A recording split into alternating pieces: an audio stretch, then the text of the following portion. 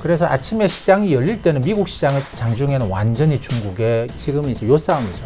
이 산업에서 우리나라가 설 자리가 지금 굉장히 없겠는데요.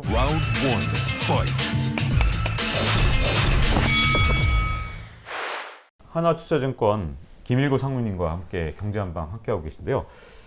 이제 아마 투자를 고민하고 계신 분들 아마 미국 정제뿐만 아니라 이젠 중국에 대해서 또 관심 가지신 분이 굉장히 많을 것 같은데, 글로벌 금융위기 때는 미국이 돈 풀 때 같이 마셔서 돈을 같이 왕창 풀었기 때문에 중국을 굳이 이렇게 안 봐도 되는 상황이었는데, 최근에 중국의 움직임이 좀 심상치 않거든요. 분명히 뭐가 좀 달라졌는데, 자, 지금 중국 금융정책 긴축을 하는 듯도 하고 돈을 예전만큼 푸는 것 같지 않은 그런 모습도 보이기도 하고 좀 혼란스러운데, 중국 어떻게 봐야 됩니까?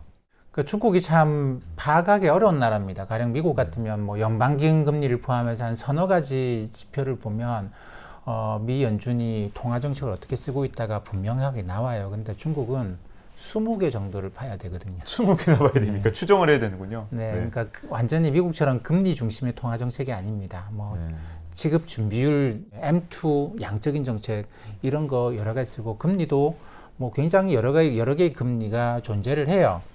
그리고 어떨 때는 이걸 서로 반대로 움직이기도 합니다. 뭐 그리고 그러다 보니까 이게 참 파악하기 어려운 게 중국의 뭐 긴축이다 완화다 이런 건데, 현재는 긴축 움직임은 좀 분명한 것 같아요. 이 20개의 지표를 다 같이 묶어놓고 보면 긴축 움직임 분명한데 그게 빠른 긴축은 아닙니다. 근데 중국은 늘 그래 왔어요. 예전에 2008년에도 뭐 미국에서 금융위기가 생겼을 때도 그 직후에 곧바로 중국이 대규모 SOC 투자를 했거든요. 그러고 난 다음에 2010년부터 곧바로 이제 금리 인상하고 긴축에 들어가 버립니다. 그걸 따라서 한국은행도 곧바로 이제 같이 긴축 들어가죠. 연준은 2015년에나 금리 올리거든요. 근데 중국은 2010년에 금리 올려버립니다. 우리도 2010년 여름에 금리 올려요, 한국은행이. 그러니까 이거는 뭐냐면 이제 그 2008년, 2009년에 중국이 재정을 엄청나게 많이 풀었단 말이죠. 중앙정부의 재정은 아니지만 지방정부가 어쨌든 돈을 엄청 풀었어요. 그렇죠. 그러면서 이게 버블 움직임이 생기니까 곧바로 금리 인상을 통해서 이게 버블을 막으려고, 그러니까 주가가 너무 과도하게 올라가는 걸 막으려고, 그 다음에 부동산 가격이 과도하게 올라가는 걸 막으려고 금리를 인상한 것이죠. 근데 미국은 굳이 금리 인상할 필요 없어요. 그런 경우에 장기금리 올라가면 되는데, 이게 중국도 우리처럼 부동산 대출이 장기금리 연동되어 있는 게 아니거든요. 그러다 보니까 장기금리가 효과 미칠 수 있는 건 없고, 그래서 부동산 시장을 과열을 진정시키기 위해서는 기준금리 인상밖에는 길이 없었어요. 그래서 기준금리 인상해버린 것이죠. 근데 미국은 부동산 시장, 주식시장 과열을 중국처럼 걱정하더라도 연방기금 인상할 필요가 없죠.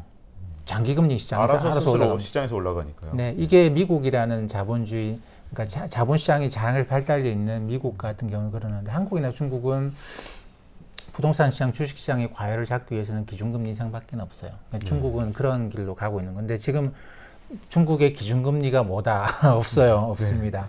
근데 이게 은행 간 금리 3개월짜리를 갖고 기본적으로 보긴 하는데, 이거는 작년에 잠깐 내렸다가 그대로 올려버린 상황이거든요. 그러니까 그리고 더 이상 많이 올리지는 않고 있어요. 그걸 보게 되면 긴축의 강도가 강하지는 않은데 미국하고 똑같이 완화 정책을 쓰고 있다라고 보기는 어려운 그런 거가 되겠죠. 근데 2009년 때하고 좀 달라진 게, 2009년에는 진짜 중국에서도 엄청 돈을 푼 다음에 긴축에 들어갔는데, 이번에는 뭐 그렇게 많이 풀지도 않았는데 그냥 굉장히 선제적으로 좀 긴축하는 모양새? 그러니까 돈을 좀 굳이 비교하자면 10년 전보다는 훨씬 덜 푼 게 아닌가, 중국 정부가. 아닙니다. 그건 아닙니다. 예전에는 중앙정부가 안 쓰고 지방정부가 뭐 저 땅을 100년씩 임대해 주면서 돈 받아가지고 막 하고, 그 다음에 파이낸스 회사 만들어 돈 땡긴 다음에 그걸로 뭐 사업 많이 했어요, 지방정부가. 그러니까 중앙정부의 재정에는 안 잡혔습니다만 지방에서는 어마어마한 돈을 푼 건 맞습니다. 근데 지금은 중국의 재정 적자가 GDP 한 7%까지 나와요. 근데 이제 중국이 몇 년 전부터 쓰고 있는 경기 부양책인데, 정부가 이제 지출을 하는 게 아니고 사람들의 세금을 깎아주면서 사람들이 결정하도록 하는 거죠.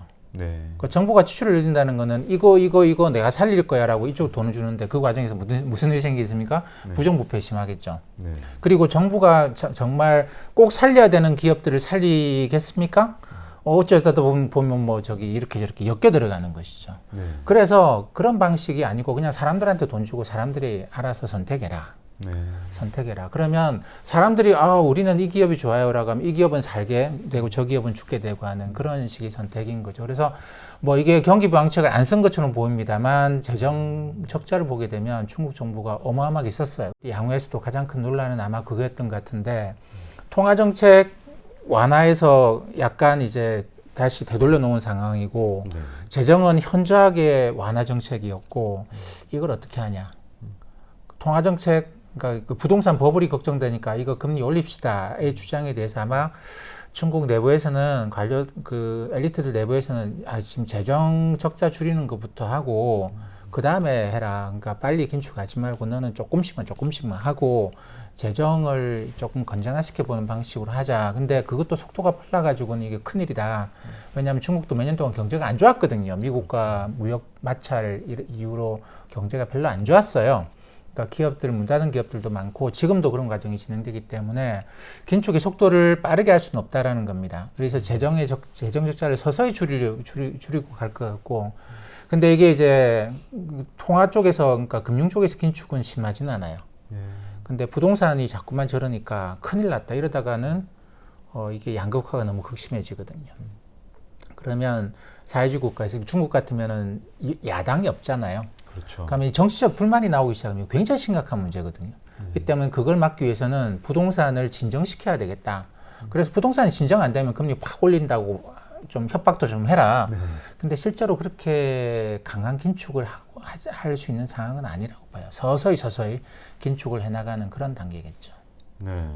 그러면 과거에 좀 안 좋은 추억이 좀 떠오르는 게 2010년, 11년을 거치면서 그 당시에 미국도 일종의 2011년에 조정을 받은 다음에 우리나라가 그때 많이 나왔던 단어가 디커플링 아닙니까? 그 디커플링 원인 중에 하나가 중국이 긴축을 시작하면서 우리가 이 미국을 따라간 게 아니라 중국을 따라갔고 주가도 좀 미국은 계속 그 다음에 12년부터 올라갈 때 우리는 반등 못하고 그 다음 거의 10년 가까이 박스권에 있었잖아요. 이번에도 중국이 긴축을 하면 그런 식의 영향을 또 받을까 걱정해야 되나요? 어떻습니까? 혹시라도 미국이 나중에 반등할 때 또 디커플링 될까 걱정해야 되는 상황인지가 궁금한데요. 너무 이제 길게 보는 건 저는 조금 네. 여러 가지 다른 이유들이 많이 있겠죠. 요인들이 많으니까. 네, 근데 네. 당시에 중국의 긴축이 뭘 불러왔느냐면 더블 딥이라는 현상을 불러왔습니다. 미국에서도 이게 이제 경기가 반등하고 주가 반등하다 다시 한 차례 더 떨어지는 거죠. 우리나라 코스피 2011년에 가면 2,300까지 갔다가 네. 순식간에 1,600까지 떨어지는. 그때, 물론 그건 이제 미국에서 예산과 관련된 문제, 재정과 관련된 문제 때문에 생긴 일이긴 하지만 어쨌든 네. 경제 전반이 이제 더블 딥 현상에 빠져 들어갔는데 이번에도 중국은 이제 그때 긴축을 좀 심하게 했거든요. 네. 심하게 하다가 더블 딥에 빠졌는데 중국도 그게 좋은 기억은 아니었어요. 좋은 기억은 아니었기 때문에 이번에도 양회에서 아마 그런 이야기를 많이 하지 않았겠는가 싶습니다. 그러니까 네. 급격한 긴축은 위험하다. 그러니까 서서히 조금씩 봐가면서 나자. 부동산 시장 때려잡으려고 그러면 금리 확 올리면 되는데 그거가 경제 목표의 핵심은 아니지 않느냐 이런 것 때문에 조정을 좀 서서히 가져가려고 하겠죠. 근데 어쨌든 미국은 지금 실적 안 되는 애들은 주가가 꽤 많이 떨어지고 있죠. 실적이 될 것 같은 애들은 주가가 쫙 올라가고 있고 그러니까 우리는 지금 실적이 이게 될지 안 될지 잘 모르겠단 말이죠. 그러다 보니까 지금 미국을 못 따라가요. 그래서 아침에 시장이 열릴 때는 미국 시장을 반영해서 미국이 올라갔으면 오늘도 올라가고 떨어졌으면 떨어져서 시작하는데 장중에는 완전히 중국에 연동돼 있습니다. 네, 그렇죠. 완전히 중국에 연동돼 있어요. 우리나라 기업들이 뭐 혁신적인 기업이고 맞습니다. 그리고 미국의 산업에 많이 연결돼 있는데 사실 우리나라 수출의 많은 부분이 중국이다 보니까 우리나라 주가가 미국 주가를 따라갈 것이냐, 중국 주가를 따라갈 것이냐, 네. 어느 주가를 따라갈 것이냐. 요거는 굉장히 저도 고민스러운 부분이에요. 네. 한 번씩은 미국 주가를 따라가는데 길게 보면 중국 주가를 따라가는 경향이 아주 강합니다.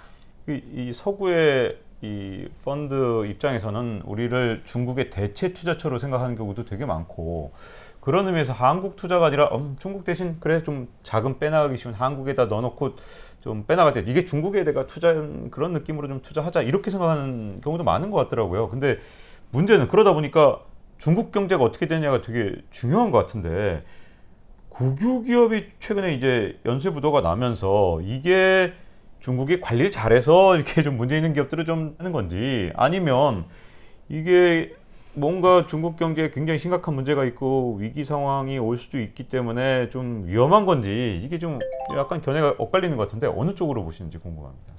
아직까지는 중국이 관리하고 있는 거라고 봐야 되겠죠. 최근에 이제 중국 쪽에서 변화 중에 큰 게 국유기업 이야기하지만 사실 세상이 바뀌어가는데 어떻게 하겠습니까? 문 닫을 거는 문 닫아야 되겠죠. 그래야지 여기 있는 근로자들도 새로운 곳에 가고 국민들도 살 수 있고 나라도 망하지 않고 하는 것인데, 그러니까 최근에 이제 중국이 변화를 주고 있는 거 보면 에너지와 관련된 거. 네. 석탄 언제까지 계속 할 수는 없단 말이죠. 시진핑 국가주석이 2060년에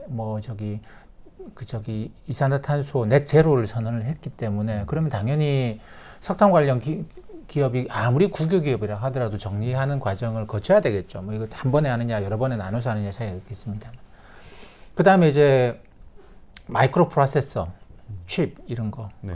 미국이 이거를 이제 막아버렸단 말이죠. 근데 그렇죠. 지금도 우리도 그렇습니다만 이게 10나노 밑에 나노 공정에서는 이게 미국이 장비 수출 막아버리면 불가능합니다. 네. 그래서 작년에 중국이 이 반도체 기업 여러 군데를 정리했다 파산했다 그러는데, 제가 볼 때는 구조조정을 한 거예요.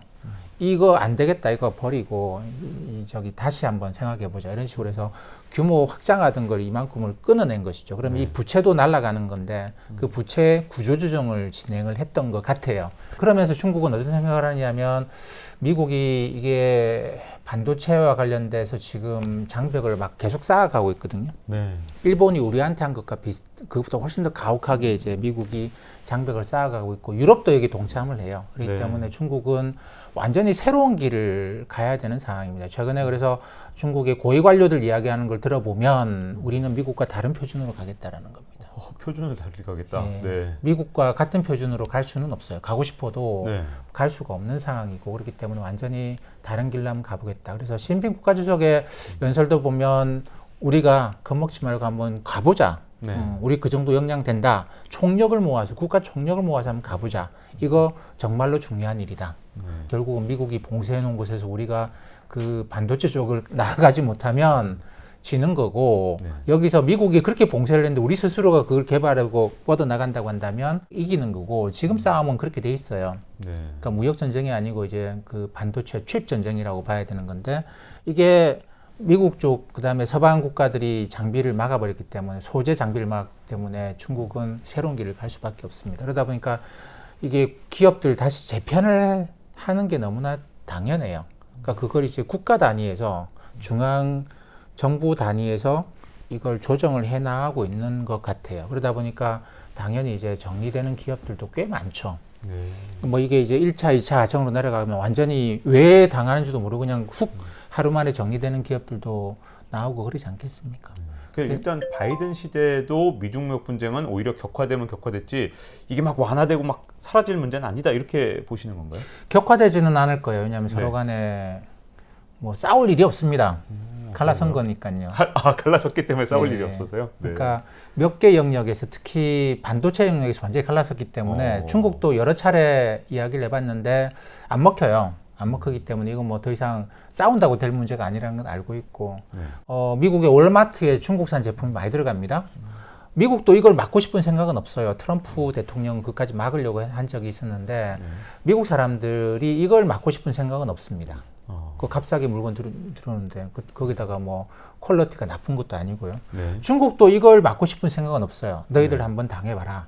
우리를 그렇게 괴롭힌다고? 그러면 너희도 한번 당해봐라. 이런 식의 그 질 낮은 보복 정책을 쓰면 중국도 피해가 크거든요. 네. 그러니까 그냥 무역 관계는 계속 유지를 하는 것이죠. 유지를 하고, 그러면 미국도 이게 뭐 그런다고 해서 중국이 전략적으로 성장할 거다 뭐 이렇게 보지는 않으니까 그냥 그거는 열어놓고, 중국도 이거 뭐 경제가 먹고 살아야 되는 문제이기 때문에 그대로 유지를 하고 있고, 이걸 중국이 끊어버리면 다른 나라에서도 수입하겠죠. 중국이 그건 굉장히 어리석은 행동이에요. 중국 사람들이 바보가 아니기 때문에 이건 그냥 합니다. 이건 유지가 되고, 그러니까 싸울 일이 없어요. 괜히 싸워가지고 뭐 서로 간에 좋을 거 없거든요. 그러니까 요거 해놓고 가장 첨단 영역에서 싸우는 겁니다. 결국은 뭐 인류 역사를 보면 뭐 무기의 역사, 첨단 영역을 차지한 나라가 결국은 패권전쟁에 이겼거든요. 네. 영국이 왜 한때 세계 패권 국가였겠습니까? 남들 다 이제 그 나무배에다가 돛대 달아놓고 거기다가 대포 올려놓고 군함이라고 다녔는데 영국이 전기기관 발명해가지고 네. 철선에다 대포를 올려 얼마나 큰 대포를 올리겠어요. 네. 저기 범선은 여기 철선 보이지도 않는데 철선이 대포를 빵빵 쏘고 있더란 말이죠. 상대도 안 되겠는 거죠. 그러니까 예, 이게 그래서 그때를 우리가 영국에 의한 세계 평화라 불렀습니다. 아무도 네. 영국의 패권에 도전을 못하는 거죠. 영국이 뭐 저기서 식민지에서 분쟁이 생겨도 영국이 한마디만 하면 그냥 조용해지는 네. 그런 팍스 브리테니카 시대가 있었는데 결국은 기술이 패권을 만들어요. 네. 이 때문에 지금 이거는 서로 안 싸우는 거고 트럼프 대통령은 이것 가지고 계속 싸웠는데 네. 작년에 트럼프 대통령 마지막 해에 의회가 거의 만장일치로 해서 요거는 냅두고 요걸로 하자라고 해서 이 첨단 장비와 관련된 것들을 중국 수출을 완전히 막아버렸습니다. 법으로. 네. 그러니까 이건 바이든 대통령이 하고 있는 게 아니고 의회가 작년에 만든 법에 따라서 하고 있는 거거든요. 그러니까 지금 이제 요 싸움이죠. 이 첨단 반도체, 그 다음에 에너지. 에너지라고 하는 거 그렇습니다. 지금 이제 전 세계의 여론을 움직일 수 있는 거예요. 친환경 쪽으로 우리나라는 에너지를 친환경으로 다 바꿨습니다 하면 사람들이 야 정말 인류를 위해서 많은 고생을 웬만하면 좀 저 나라 네. 잘 되도록 해주자라고 하겠죠. 그래서 거기서 만약 우리는 저기 전쟁에서 이기기 위해서 석탄 팍팍 떼고 지구 환경 더럽히고 할 거야라고 하는 나라에 대해서는 다른 나라 사람들이 저 나라 망해라 이렇게 가는 거거든요. 그러니까 지지를 못 받아요 국제사회에서. 그렇기 때문에 에너지 쪽에서 이 가속도의 경쟁이 붙고 있는 중이고, 근데 그거는 이제 뭐 중국도 전혀 미국에 뒤처지지 않은 나라죠. 근데 이게 반도체 영역에서는 중국이 아직 가야 될 길이 굉장히 멀습니다. 네. 예, 그래서 중국이 총력전에 들어가는 것이고, 지금 뭐 괜히 쓸데없이 집값 끌어올리고 뭐 주가 끌어올리고 아니 지금 그거 할 때가 아니고 국가의 총력을 모아서 이 첨단 산업으로 가자. 이게 지금 중국의 정책인 것 같아요. 그렇기 때문에 중국이 위험해진다고 보지는 않습니다. 국가 전체적으로는 지금 굉장히 큰 방향의 전환을 하고 있는데, 그러다 보면 이쪽 영역, 그리고 우리가 흔히 말하는 주식시장이나 이쪽 영역에서 아무래도 관심이 없는 것이죠. 주가를 올리기 위한 행동을 하는 거 아니고, 이게 부동산 법을 잡으려고 하는 움직임이 갈수록 더 강화돼 나가고, 이쪽을 단속하면서 자원을 이쪽으로 다 몰아줘야 되는 그런 거거든요. 네. 그래야지 인재들이 일로 가지. 대학 갈 때부터 나는 부동산 학과 갈 거야. 거기 돈 많이 번대. 하는 게 아니고 인재들이 부동산 끝나고 반도체. 이래야 되지 않겠습니까? 네. 그러면 그걸 신호를 아주 명확하게 보낸다고요. 우리는 국가 총력을 기울여서 일로 간다. 그러니까 이쪽은 계속 잡을 거니까 기대하지 마라. 이렇게 해야 되겠죠. 그러면 우리 증시에는 어쨌든 중국의 태도가 뭐 그렇게 아주 좋은 영향을 미치긴 좀 어렵겠네요. 그렇죠. 중국이 계속 이제 우리 물건을 많이 사주고 기술을 발전 안 시키면 좋겠죠. 근데 이거는 우리의 너무 이기적인 욕심 아니겠습니까? 그건 말이 안 되잖아요. 네. 중국도 당연히 그 기술을 높이겠죠. 그럼 우리는 뭘 해야 되느냐? 우리도 가속적으로 올라가는 길밖에 없어요. 네. 이미 알지 않습니까? 첨단 산업을 제외하고는 중국이 우리 물건보다 못 만드는 물건은 거의 없습니다. 이제는 정말 거의 없는 것 같습니다. 네, 이제 메이드 인 차이나라고 하는 게 이제 저가품의 이미지도 이제 아니에요. 우리가 써보면. 그러면 우리가 계속 산업을 유지하려고 그러면 한 가지 방법밖에 없죠. 그들보다 우리가 더 열심히 더 첨단으로 가는 길밖에 없습니다. 네. 자, 이 중국에서 어쨌든 좀 약간 긴축하는 거 아니냐 이런 의심이 들고 있는 그런 상황에서 웬걸 경제 성장률 목표는 6% 이상 이렇게 제시를 했단 말이죠. 도대체 이 6% 이상 성장률 제시한 건 진짜 가능한 걸 제시한 건지 일단 이게 어떤 의미인지 좀 모르겠거든요. 진짜. 국가의 총력을 모으겠다는 겁니다. 네. 부동산이 가든 뭐 하든 우리 돈 풀어놓고 6% 가도록 하겠다가 아니고 국가의 총력을 모아서 여기 버블이 생기든 뭐 하든 한번 끌어올려 보겠다라는 그런 이제 강력한 의지의 표명이죠. 네. 이 산업 전반을 구조조정하면서 앞으로 한 5년 정도는 이 총력전에 들어가야지만 어느 정도 이제 자급 구조로 가게 되지 않겠는가 생각을 하는데, 왜냐하면 미국도 서방 국가들도 이게 총력전을 벌이거든요. 조금 있으면 미국과 유럽에서 반도체 흔히 말하는 파운드리 공장들이 마구 들어서게 될 거예요. 그것도 국가의 강력한 지원을 받으면서. 네. 그 이전에는 그랬죠. 파운드리 뭐 대만의 TSMC가 하는 거잖아. 대만에 있는 홍하이라는 기업이 그 저기 중국 본토에다가 팍스콘이라는 걸 만들어서 이 팍스콘이 이제 그 아이폰을 부품을 다 가져와서 조립하고 이런 생산을 했었죠. 그것처럼 결국 뭐 TSMC도 중국의 본토에다가 파운드리 공장 만들고 해서 거기서 다 뭐 제조하는 거고 우리는 머리만 신경 쓰자. 그 설계만 열심히 하고 이 도면 만들어서 주면 그 중국의 파운드리 공장에서 물건 다 만들어서 나오는 거지 생각하고 열심히 설계도만 만들었어요. 뭐 그게 뭐 ARM이 어떻고 뭐 저기 인텔도 그 길로 간다 안 간다 말이 많았었고 뭐 마이크로소프트나 모든 회사들이 다 그런 것이죠. 근데 이제 이번 일을 계기로 해가지고 작년부터 미국 의회가 이 법을 만들고 난 다음부터 사람들의 생각이 이제 바뀐 것이죠. 아, 결국 반도체 생산이 중국에서 일어나지는 못하겠구나. 왜냐하면 미국이나 서방 국가들이 첨단 장비나 소비의 수출을 막아버렸기 때문에. 그러고 나니까 자동차 반도체 부족 문제가 생긴 것이죠. 그러니까 그거 아니었으면 중국에서 이미 그런 공장 만들고 뭐 했겠죠. 근데 그게 딱 막혀버리고 자동차 반도체라고 하는 게 그렇게 뭐 어마어마한 뭐 나노 경쟁하는 게 그런 것들이 아니거든요. 그러니까 중국에서 만들 수 있었을 건데 작년에 이걸 막아놓고 나니까 최근에 미국 바이든 대통령도 칩을 들고 나와서 이제 행정명령 하나 내린 게 있습니다. 뭐 100일 동안에 조사를 하라라고 했는데 결국 결론은 제가 볼 때 뻔해요. 우리가 반도체 공장 만들자. 동맹국가하고 같이 협력하자라고 하긴 했습니다만 뭐 제가 볼 때는 미국 내부에서 반도체 공장 만들고 이걸 어디에 만드는 게 좋을 것인가? 입지. 텍사스가 가장 적당하다. 뭐 이런 이야기들도 많이 하고 하는데 뭐 텍사스 최근에 전력 문제가 생겼죠. 그러면 이게 반도체에서 전력 한번 끊겨버리면 굉장히 심각한 문제거든요. 세상에 텍사스의 한파로 이 전력이 안 될 줄은 상상도 못했습니다. 네, 근데 사실 텍사스가 이게 저가 노동력 공급이 되는 곳이에요.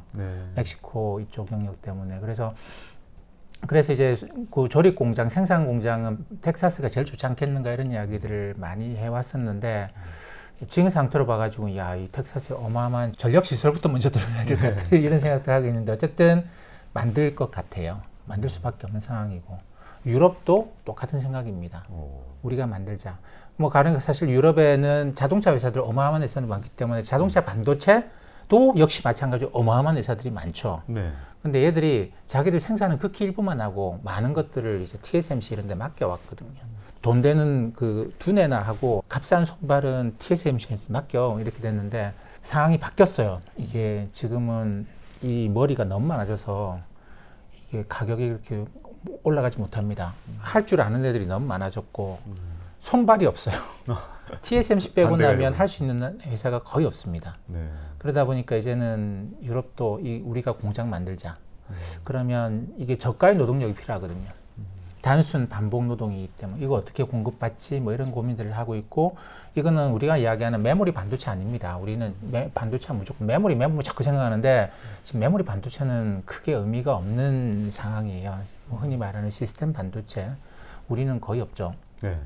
거의 없고 그것도 이제 뭐 7나노가 또 5나노가 또 뭐 3나노가 또 이런 식의 그런 쪽에 집중되어 있는 공장을 새로 대규모 공장을 만드는 것이죠. 그러고 나면 이 산업의 판도가 확 바뀌어 있을 것 같아요. 패권 다툼까지 가는 상황에서 지금 심지어 유럽 따로, 미국 따로, 중국 따로 블록화가 된다면 이 산업에서 우리나라가 설 자리가 지금 굉장히 없겠는데요. 그럼 미국에 우리가 공장을 막 적극적으로 져야 되는 상황인 건지 좀 도대체 어떤 상황인지 잘 모르겠거든요. 그렇습니다. 그래서 이제 국가 전략적인 차원에서 이야기하는 자리에서는 저도 이제 개인적으로 이랬으면 좋겠다 이런 이야기를 해요. 왜냐하면 우리나라 반도체도 이게 메모리만 가지고는 갈 수 없는 거라는 거 우리 잘 알고 있잖아요. 근데 메모리를 넘어서 반도체 영역으로 가려고 하니 잘 지적하셨듯이 중국도 따르고 가겠다, 미국도 따르고 가겠다, 유럽도 따르고 가겠다 그러면 사실 이쪽에서 거의 대부분의 소비가 일어나는데 그럼 우리는 어떻게 해야 되는 것이냐 뭐 이런 문제가 있죠. 그다음에 일본하고 대만은 어떻게 보면은 그 IT 영역에서는 서로 분업 관계를 갖고 있어요. 서로 간에 경쟁하는 관계가 아니라 분업 관계를 갖고 있습니다. 그래서 생산을 뭐 일본이 설계를 하고 생산을 대만이 하는 경우도 많았고 뭐 TSMC가 대표적인 그런 경우죠. 그동안에는 사실 메모리 반도체를 지난 한 10년 동안 다른 데서 하는 데가 거의 없었기 때문에 뭐 이 메모리 반도체가 괜찮을 때는 우리가 모든 걸 다 떠나서 다들 러브콜을 하는 그런 나라였는데 지금 메모리 반도체가 중심이 아니고 새로운 반도체에서는 합종 연행이 우리를 빼고 이루어지고 있고 이렇게 되면 우리가 어떻게 해야 되는지는 그거는 뭐 국가 전략을 생각하시는 분들이 또 많이 하셔야 될 영역이겠죠. 네. 이렇게 말씀을 듣다 보니까 이 중국뿐만 아니라 이 세계적으로 부는 어떤 패권 전쟁 그리고 블록화 경향까지 다 듣게 된 것 같은데요. 오늘 이렇게 좋은 말씀 그리고 조언해 주셔서 감사드립니다. 오늘 한화투자증권 수석 이코노미스트 김일구 상무님 모시고 말씀 나눠봤습니다. 오늘 감사합니다. 감사합니다. Round one, fight.